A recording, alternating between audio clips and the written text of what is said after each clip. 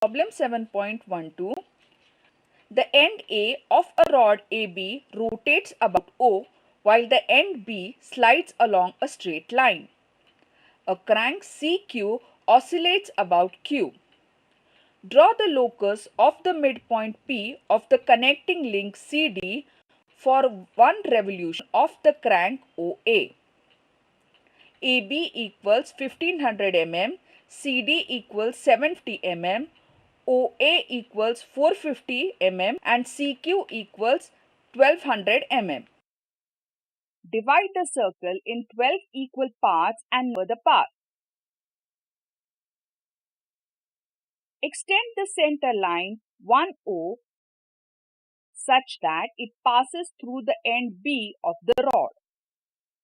Then draw lines of size equal to AB from all 12 points of the circle up to line OB.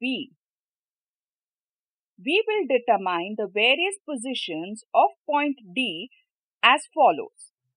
Point D from the end A. Now take the same distance from point 1 on the circle and mark point D1 on the line 1O. Similarly, mark point D2 to D12 on their respective lines. The point Q from the extended line passing through the end B. Observe that the distance CQ is given.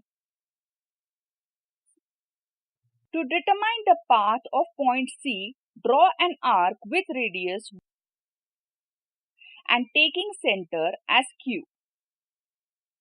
Now, with centers D1, D2, etc. and radius CD equals,